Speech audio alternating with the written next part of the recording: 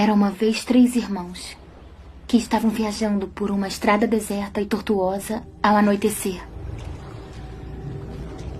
Depois de algum tempo, os irmãos chegaram a um rio muito perigoso para atravessar. Os irmãos, porém, eram versados em magia. Os 3 irmãos simplesmente balançaram suas varinhas e fizeram uma ponte. Antes que pudessem atravessar a ponte, tiveram o caminho bloqueado por uma figura encapuzada. Era a Morte. Ela se sentiu traída. Traída porque o normal seria os viajantes se afogarem no rio. Mas a Morte era perspicaz. Ela fingiu parabenizar os 3 irmãos por sua magia e disse que cada um ganharia um prêmio por ter sido inteligente o bastante para evitá-la. O mais velho pediu a varinha mais poderosa que existisse. E a Morte lhe deu uma varinha feita da árvore de sabugueiro. O segundo irmão resolveu humilhar a Morte ainda mais e pediu o poder de ressuscitar os entes já falecidos.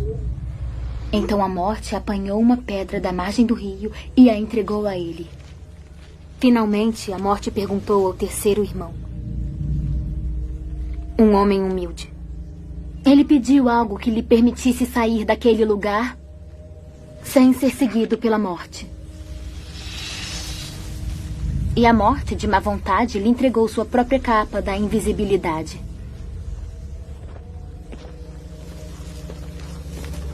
O primeiro irmão foi para uma aldeia distante, onde, com a varinha de sabugueiro na mão, assassinou um bruxo que não teve nem a oportunidade de lutar. Tomado pelo poder que a varinha das varinhas havia lhe dado, ele seguiu para uma estalagem onde se gabou por sua invencibilidade. Mas naquela noite, um outro bruxo roubou a varinha e, por segurança, cortou a garganta do mais velho dos irmãos. E assim a Morte levou o primeiro irmão. Enquanto isso, o segundo irmão viajou para casa, onde pegou a pedra e virou-a 3 vezes na mão.